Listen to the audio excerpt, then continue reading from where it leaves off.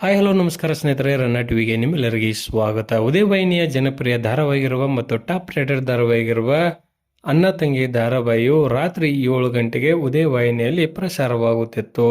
ಸಿಂಧು ಭೈರವಿ ಎಂಬ ಹೊಸ ಧಾರಾವಾಹಿಯು ಉದಯ ವಾಹಿನಿಯಲ್ಲಿ ಏಪ್ರಿಲ್ 7ರಿಂದ ರಾತ್ರಿ 7 ಗಂಟೆಗೆ ಪ್ರಸಾರವಾಗಲಿದೆ.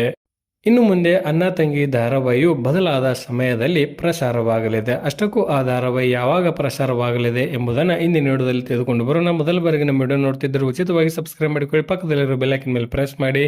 ನೀವು ಸಹಿತ ಅಣ್ಣ ತಂಗಿ ಧಾರಾವಾಹಿನ ಇಷ್ಟಪಡುವುದಾದರೆ ಈ ವಿಡಿಯೋಕ್ಕೆ ತಪ್ಪದೇ ಒಂದು ಲೈಕ್ ಮಾಡಿ. ಸಿಂಧು ಭೈರವಿ ಧಾರಾವಾಹಿಗೆ ತನ್ನ ಪ್ರಸಾರದ ಸಮಯವನ್ನು ಅಣ್ಣ ತಂಗಿ ಧಾರಾವಾಹಿಯು ಇದೀಗ ಬಿಟ್ಟುಕೊಟ್ಟಿದೆ.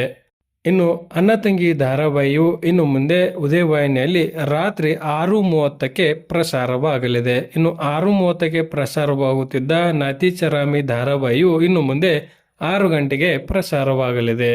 6 ಗಂಟೆಗೆ ಪ್ರಸಾರವಾಗುತ್ತಿದ್ದ ರಾಧಿಕಾ ಧಾರಾವಾಹಿಯು ಮುಕ್ತಾಯವಾದ ಕಾರಣಕ್ಕಾಗಿ ಈ ಸಮಯದ ಬದಲಾವಣೆಯನ್ನು ವಾಹಿನಿಯು ಮಾಡಿದೆ. ಹೀಗಾಗಿ ಅಣ್ಣ ತಂಗಿ ಧಾರಾವಾಹಿಯು ಇನ್ನು ಮುಂದೆ 6:30ಕ್ಕೆ ಪ್ರಸಾರವಾಗಲಿದೆ.